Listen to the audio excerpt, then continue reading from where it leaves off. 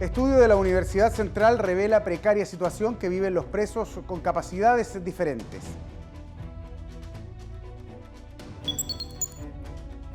Aplicación del Poder Judicial para teléfonos móviles permite a los usuarios consultar por causas de manera más rápida y cercana. En Talagante, hasta 240.000 pesos en multa arriesgan quienes abusen física o psicológicamente de gente de la tercera edad. La cárcel es una institución discapacitante y en la que se vulneran los derechos fundamentales de las personas que viven con alguna capacidad diferente, ya sea física o psicológica. Son algunas de las conclusiones que arrojó un estudio realizado por el Centro de Estudios Criminológicos de la Universidad Central, que dejó en evidencia la precariedad que se vive en los penales.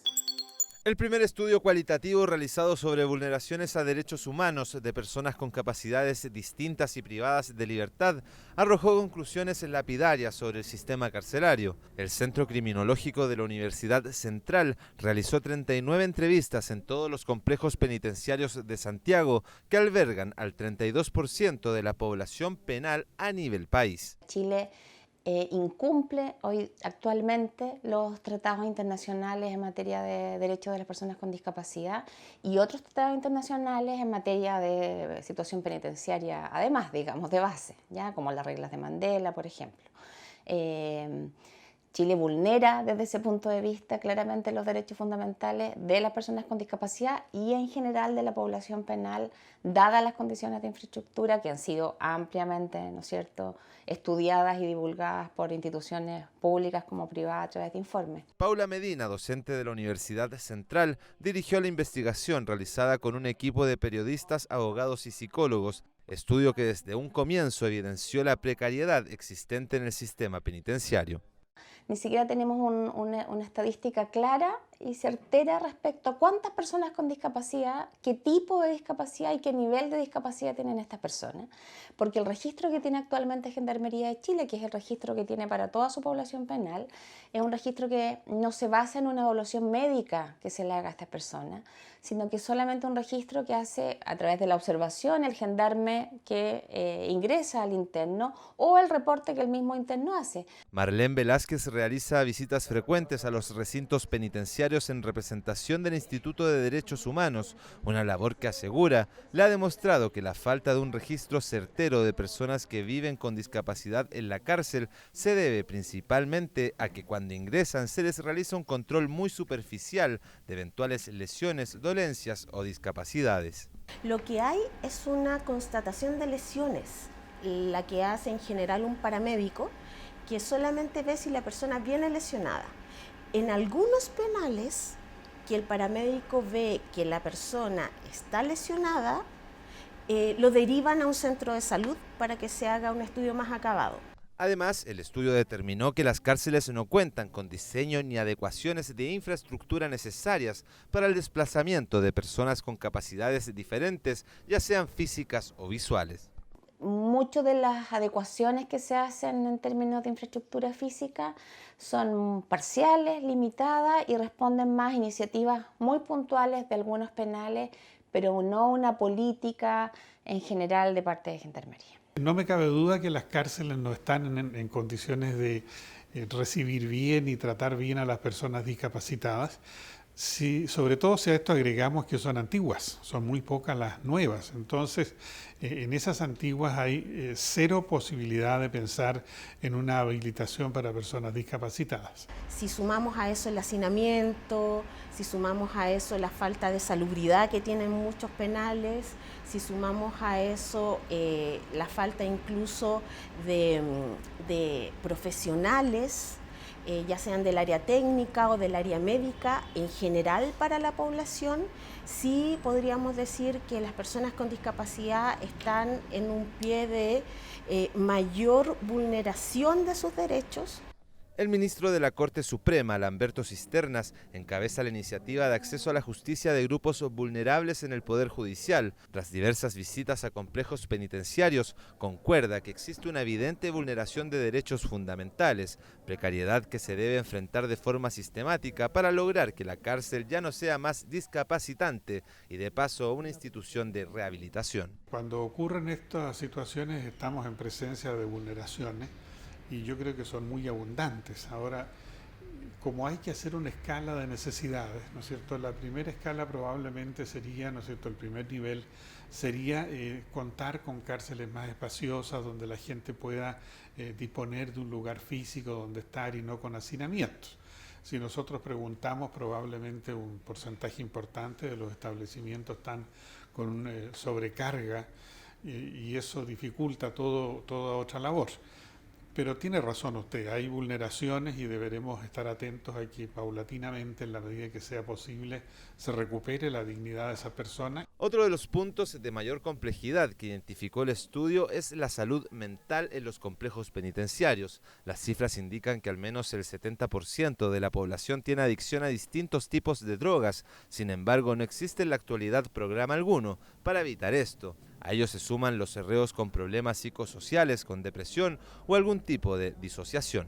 Muchas veces se recurre a la violencia para controlar este tipo de personas, ¿ya? Y eso genera obviamente todo un círculo vicioso en que eso obviamente no contribuye a la salud mental de estas personas, se deterioran más estando al interior de los penales y además es mucho más difícil su reinserción posterior, digamos. Problemáticas que podrían ser erradicadas con el trabajo conjunto de los organismos del Estado vinculados con el sistema penitenciario. Por ahora, señala el ministro Cisternas, se están construyendo nuevas cárceles que, por ley, deberían tener accesibilidad para personas con movilidad reducida. Hay 2 o 3 que están en perspectiva. Ahora hay todo un proceso de licitación, de financiamiento, pero yo entiendo que los diseños contemplan habilitaciones para personas discapacitadas, ¿no es cierto?, en que se combine el respeto de esta situación con la seguridad. Durante el primer semestre de este 2019 se publicará este estudio que deja en evidencia y demuestra analíticamente las condiciones de vida intrapenitenciaria. Trabajo que busca ayudar a generar mejores políticas públicas que permitan una vida digna para las personas con capacidades diferentes en complejos penitenciarios del país. Puede ser utilizada en todas partes y en cualquier horario. La búsqueda y consultas de causas son algunas de las funciones que tiene la nueva aplicación móvil del Poder Judicial, innovación destinada a mejorar el acceso de las personas a la justicia. Son varias las plataformas tecnológicas que mejorarán y facilitarán el acceso de usuarios a la justicia. Inteligencia artificial, trámite fácil y mejoras a la oficina judicial virtual para celulares son algunos de los avances que ha ido realizando la Corporación Administrativa del Poder Judicial. A partir de enero de 2019, la aplicación para celulares de la institución presentará diversos avances. El ingreso de demandas y búsqueda de causas son algunos de ellos. La versión que estamos liberando hoy día, la versión 3, se incluyen todas las competencias y además se incluye tanto demandas como escritos. Anteriormente teníamos solamente ingresos escritos. La aplicación móvil del Poder Judicial forma parte de la Ley de Tramitación Electrónica que tiene como fin modernizar a la institución judicial. Es gratuita y permite acceder a causas a cualquier hora y lugar. Principalmente las personas tienen acceso a poder revisar las consultas y los estados de sus causas. Pueden también ir viendo, visualizando la misma información que revisan los abogados en este caso. Ahora, estos servicios más específicos son orientados al servicio de los abogados. Servicios como el ingreso de demandas, estados diarios de los movimientos realizados en las causas e ingreso de escritos son algunas de las posibilidades que tendrán los abogados con la aplicación. No conocía que existía la aplicación para celular, lo cual me parece súper bien, sobre todo por el tema de la accesibilidad y la modernización misma del Poder Judicial, sobre todo que ahora todos básicamente tienen acceso a un teléfono móvil. No he tenido oportunidad para descargarla, solo desde Google me meto a la página del Poder Judicial para revisar las causas, pero de existir una aplicación sería muy útil. atendiendo también de que ahora todas las causas tienen un expediente que es virtual, así que me parece una súper buena iniciativa. Me parece súper valorable, es algo que el Poder Judicial necesita hacer desde ya, porque para entregar un correcto acceso a la justicia a todas las personas es necesario que las facilidades estén. Sistema que facilitará la búsqueda de nuevas materias en los distintos tribunales del país y que además implementará los módulos de consultas de audiencias y conocimientos de salas en las Cortes de Apelaciones y módulos de notificaciones de las causas en tramitación. Cualquier mejora que permita dar un mejor servicio a la comunidad la vamos implementando. Sobre todo la parte que es bastante importante son las notificaciones respecto a los movimientos que se realizan en la causa, la visualización de los expedientes y en definitiva todo enfoque de mejora está dentro de nuestra planificación. La aplicación de Poder Judicial es gratuita y está disponible para sistemas operativos iPhone y Android. Fue el último asesinado en dictadura. A pocos meses del regreso de la democracia, Hekar Negme Christie fue acribillado en una céntrica calle capitalina. Su papel como vocero del MIR y su historia familiar, siendo hijo de un ejecutado político, lo convirtieron en un blanco perseguido por la CNI. El último asesinato de la dictadura. Así es recordado el cruento crimen de Hekar Negme Christie en septiembre de 1989. A meses del retorno a la democracia, el mirista se convirtió en el último de la lista de más de 2.200 ejecutados políticos entre 1973 y 1989.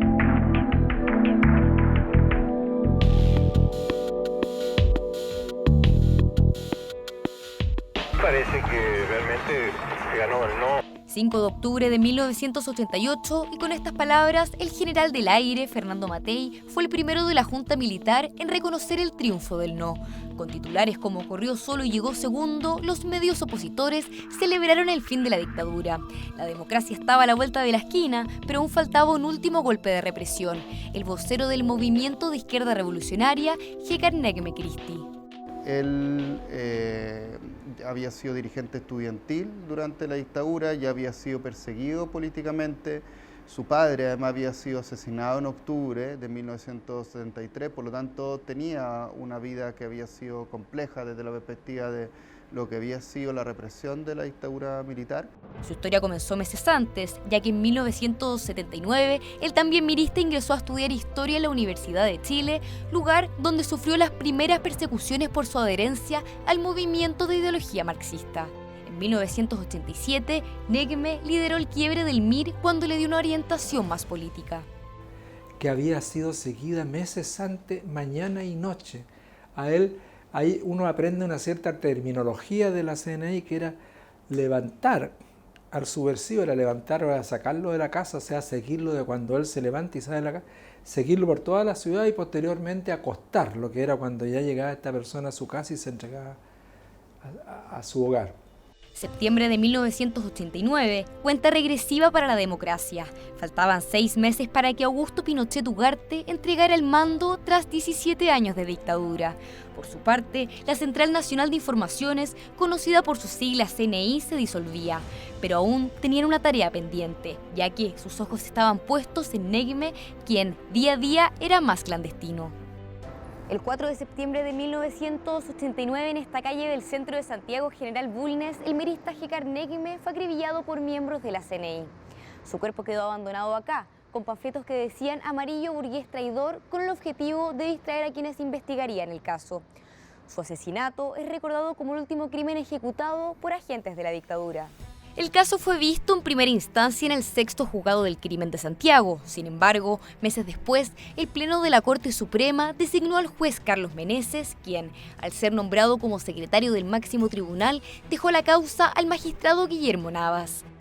El exministro de la Corte de Apelaciones de Santiago, ya fallecido, Alfredo Pfeiffer, dictó sobreseimientos temporales en febrero de 1990, diciembre de 1991, octubre de 1994 y agosto de 1995. Sin embargo, 6 años después, el Pleno del Máximo Tribunal designó al juez Hugo Dolmetsch, quien venía investigando la CNI hace unos años. Si bien la represión fue mucho más fuerte en los primeros años de la dictadura militar, esto fue hasta el final, con personas torturadas, personas presas e incluso algunas asesinadas, ejecutadas, como el caso de G.K. Nekme. En el año 2006, a solo días de convertirse en supremo, el ministro Dolmetsch Urra condenó a 6 exagentes de la CNI por el crimen del vocero del MIR. 3 años antes, los imputados reconocieron los hechos y se les sentenció a penas remitidas que van desde los 541 días a los 3 años. Sin embargo, el brigadier Enrique Ledy obtuvo 5 años por no colaborar con la justicia, aunque los cumplió en libertad. El dato novedoso es que Dolmetsch obtuvo en todas sus causas confesiones, lo que no es normal encontrar. Ahora uno se explica que estas confesiones también después van vinculadas a unas penas bajas, eso sí. Pero todos confesaron, aquí en G.K. Nekme también confesaron. Posteriormente, la Corte de Apelaciones de Santiago y el máximo tribunal confirmaron las sentencias del ministro Dolmetsch. Asimismo, se ordenó que los familiares del mirista fueran indemnizados por 250 millones de pesos por concepto de daño moral.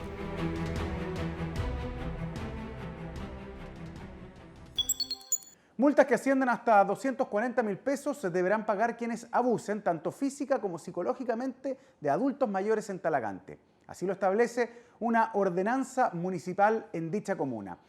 Una normativa inédita en el país que busca proteger al adulto mayor y que fue creada con colaboración de funcionarios del Poder Judicial.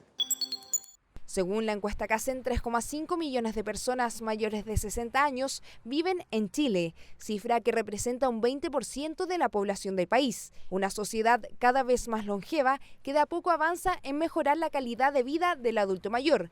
La última medida concreta es la ordenanza municipal en la comuna de Talagante. 4 meses estuvieron trabajando en este proyecto que sanciona a quienes maltraten tanto física como psicológicamente a una persona mayor. Busca darle una protección y prioridad de atención preferente al adulto mayor. Entendiéndose por adulto mayor todas las personas mayores de 60 años. ¿Por qué? Porque estamos en una sociedad cada vez más longeva y que lamentablemente las aspiraciones, digamos, de tener una tasa de población más joven se ven lejanas. Uno de los organismos pioneros es el Tribunal de Familia de Talagante. Desde el 2015 ya se aplicaban protocolos de atención preferencial al adulto mayor y a personas con discapacidad. La verdad que nosotros desde el año 2015 teníamos protocolos de atención de público. Por lo tanto, estábamos un poco adelantados con esta ordenanza, en el sentido de atención y preferencia del usuario. A través del tótem se le da una atención preferente a este usuario. Por lo tanto, hay módulos 1 y 2 que tenemos personal que en caso que llegue una persona con un requerimiento que es adulto mayor, tiene esta preferencia para ser atendido. Prioridad al adulto mayor que sanciona a personas, organismos y empresas que infrinjan la normativa con multas sobre los 240.000 pesos. Los motivos para incurrir en la infracción es causar daños, humillación o angustia, tanto física o psicológica, a un adulto mayor. Solamente por ahora, porque como es una ordenanza municipal, no puede haber una sanción de restricción de libertad, por ejemplo, arresto. Solamente, como es una ordenanza municipal, la única sanción máxima que puede, digamos, imponerse sería multa. Y en caso de residencia son nuevamente 5 UTM. Los encargados de fiscalizar serán carabineros y personal municipal, con la facultad de entregar partes a quienes infrinjan esta ordenanza. Cualquier persona que sienta que esta ordenanza se vulnere, que no tenga una atención preferente, que sea humillada en la vía pública por cualquier persona, tiene derecho a denunciar y iniciar el procedimiento en el juzgado de policía local correspondiente, que es acá en Talagante. Tipo de sanciones que protege a una población que va en aumento tanto en Chile como en Latinoamérica, cuya población de adultos mayores para el 2030 se estima en 16,7 millones, mientras que el 2050 aumentaría un 25,1 millones. Nosotros estamos avanzando en implementar un cambio, primero que nada, un cambio de mirada sobre las personas mayores. Un cambio estructural que permita mejorar la calidad de vida. Nosotros estamos viviendo más años como país, pero no necesariamente en mejores condiciones.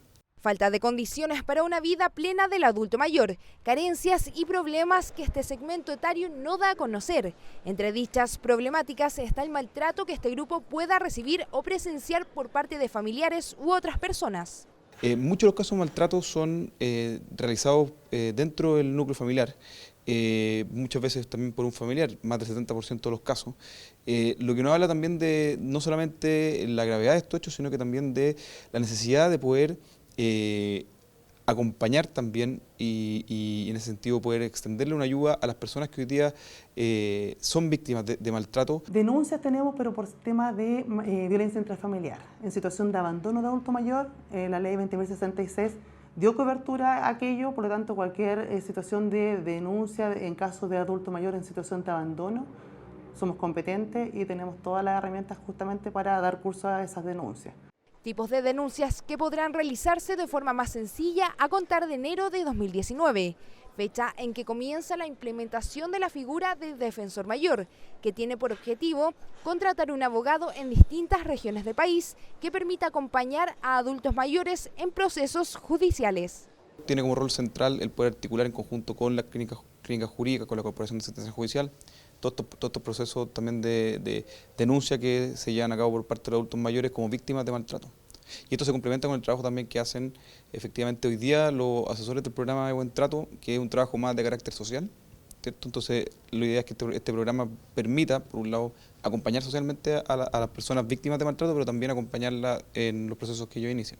Nuevas políticas públicas, ordenanzas municipales y trabajos que buscan acompañar al adulto mayor. Nuevos cambios que comenzaron a ser implementados a comienzos de este año. Un gran desafío en una población cada vez más longeva. La Corte Suprema tiene facultades totalmente exclusivas, entre ellas está el exequatur. En la siguiente cápsula educativa te explicamos en qué consiste este concepto y cuándo se puede otorgar. El exequatur es la autorización que otorga la Corte Suprema para permitir que una sentencia dictada por un tribunal extranjero se cumpla en Chile. Un gran porcentaje de exequatur se dan fallos de divorcio dictados en otras naciones.